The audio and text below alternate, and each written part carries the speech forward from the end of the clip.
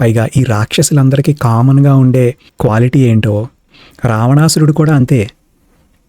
అంత యుద్ధం జరిగి అంతమంది రాక్షసులు చనిపోయిన తర్వాత కూడా రాముడు ఒక్క చివరి అవకాశం ఇచ్చి ఈ యుద్ధం ఆపేద్దామని చెప్పినా కూడా యుద్ధానికి వెళ్ళాడు.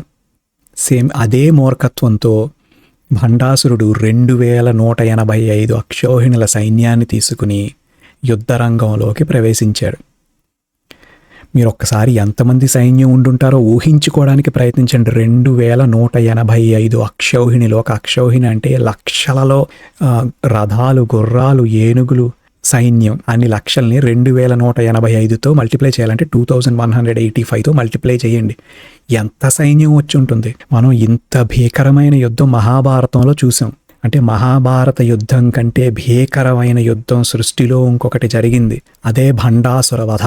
ఎందుకంటే సాక్షాత్తు సృష్టి అంతమైపోయే పరిస్థితి వచ్చింది మాట. భండాసురుడి రథం పేరు అభీరం. అభీరం అనే రథాన్ని ఈ అక్షౌహిణుల సైన్యాలతో ముందుకు కదిలాడు. భండాసురుడి రథాన్ని 1000 సింహాలు లాగేవి. అయితే అతని సైన్యంలో కొంతమంది ఆకాశ మార్గం, కొంతమంది భూమార్గం, కొంతమంది జల మార్గం, రకరకాలైనటువంటి మార్గాలలో యుద్ధానికి బయలుదేరారు. ఇప్పుడు ఇక చివరిగా లలితా త్రిపుర సుందరి అమ్మవారే తనకు తానుగా సైన్యంతో యుద్ధానికి బయలుదేరారు. ఈ ఘట్టం చాలా అద్భుతంగా ఉంటుంది. ఒక్కసారి ఆలోచించండి.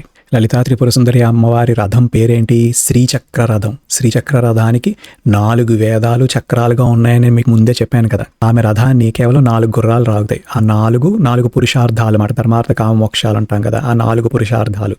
ఆమెతో పాటు శ్యామలాదేవి, వారాహీదేవి కూడా వాళ్ళ రథాలతో ముందుకి కదిలారు. మహాభారత యుద్ధంలో 18 మంది అక్షౌహిణుల సైన్యం ఉండుంటే కేవలం భండాసురుడి దగ్గరే ఇక్కడ 2185 అక్షౌహిణుల సైన్యం ఉన్నారంటే ఇది ఎంత తీవ్రమైన యుద్ధమో, ఎంత భయంకరమైన యుద్ధమో ఒక్కసారి గ్రహించండి. ఆ యుద్ధం మొదలైన తర్వాత ఇరువైపుల సైన్యం వధింపబడుతున్న రక్తం ఏరులై పారుతోంది మాట. ప్రపంచం అంతా ఎర్రదనంతో నిండిపోయి ఉంది కదా. ఇప్పుడు రక్తం వల్ల ఎర్రబడింది మాట. నేను జరిగిన యుద్ధాన్ని అంతా ఒక క్లుప్తంగా చెప్పడానికి ప్రయత్నిస్తున్నాను కనుక నేను ఇంక డీటెయిల్స్లోకి వెళ్ళట్లేదు. లలితా త్రిపుర సుందరి అమ్మవారు వేసిన ఒక బాణానికి లక్షల బాణాలు పుట్టాయన్నమాట. ఆ బాణం భండాసురుడి యొక్క సైన్యాన్ని అంతటినీ చంపేసింది. మనం ఇక్కడే ఒక శ్లోకం చెప్పుకోవాలి. ఏంటది? భండాసురేంద్ర నిర్ముక్త శస్త్ర ప్రత్యస్త్ర వర్షిణి.